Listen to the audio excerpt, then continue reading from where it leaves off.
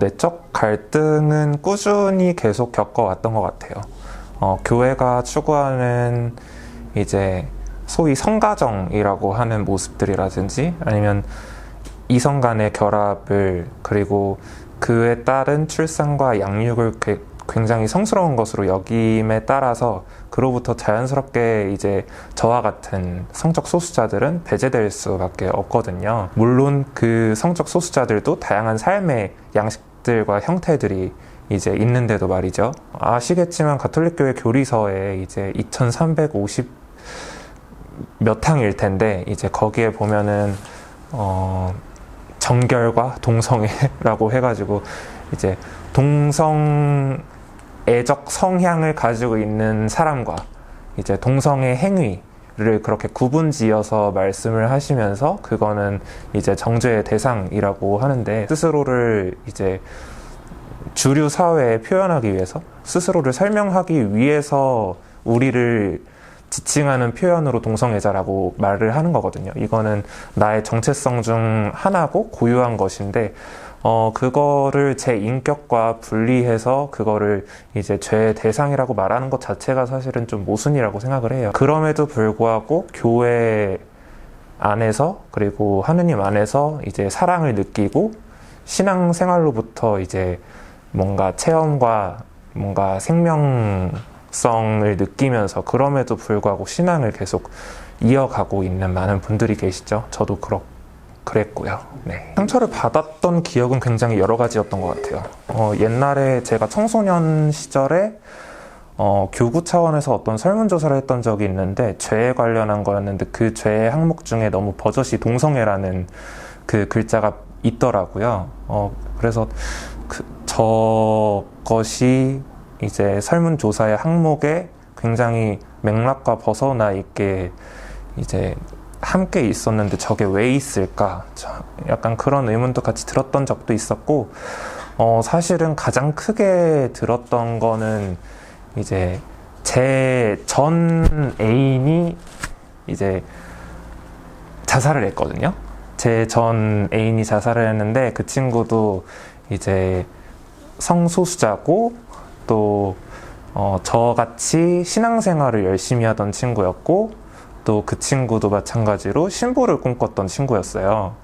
근데 이제 그 친구가 자살을 하고 나서 장례식이 열리지 못하고 이제 겨우겨우 이제 연미사를 넣었는데 그 연미사를 넣었을 때 이제 그거를 아신 신부님께서 강론 말씀으로 근데 자살을 하면 지옥에 간다 라는 말씀을 하셨었거든요.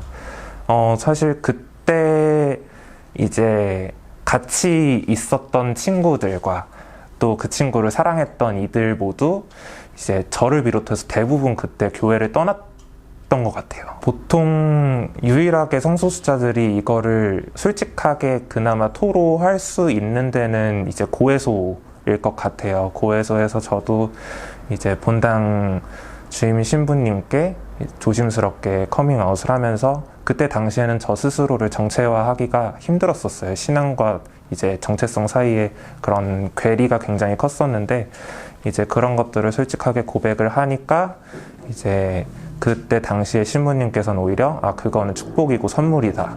이제 그것과 상관없이 너는 이제 하느님의 자식이니 그거를 너무 두려워하지 말았으면 좋겠다라고 말씀을 해주셔서 그 미사 직전에 몇 마디가 굉장히 크게 남아있고 아직도 그걸 간직하면서 지내고 있어요. 교회가 지속적으로 이야기해오는 가장 큰 가치 중에 하나가 생명이라고 생각을 하는데 그 생명이라고 하는 게 사실은 이제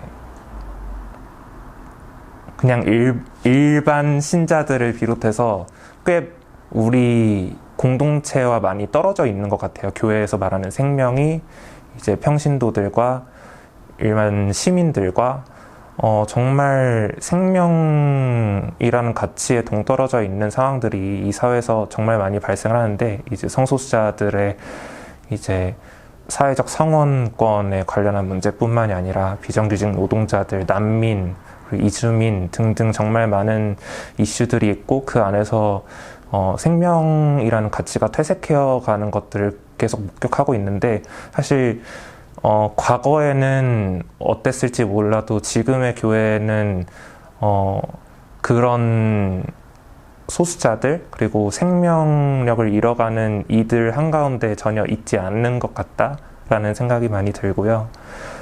그리고 성소수자로서 게이로서 얘기를 하자면 그 교회 교리서 그 정결과 동성애라는 부분에 또 같은 어떤 게 있냐면 그 어떤 부당한 차별도 겪지 않도록 대해야 한다는 표현이 같이 들어있어요. 하지만 교회에서 보이는 태도, 언행들은 전혀 그렇지 않거든요.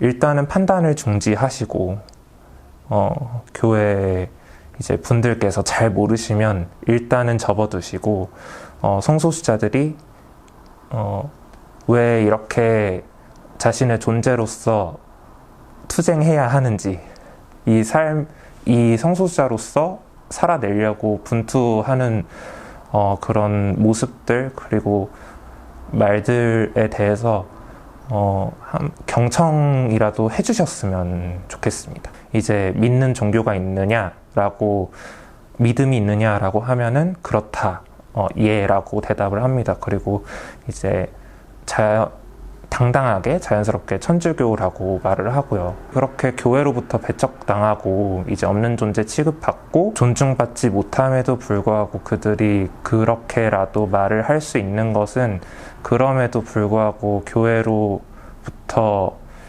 얻었던 것들 또 교회가 가지고 있는 그런 정신들을 충분히 경험했고 따랐기 때문이지 않을까 싶어요. 한국 교회도 이제 충분히 이제 행하고자 한다면 한국의 성소수자들을 이 땅의 다른 사회적 소수자들을 포용할 수 있는 움직임을 보여주실 수 있지 않을까 생각합니다. 교회를 위해 기도하겠습니다.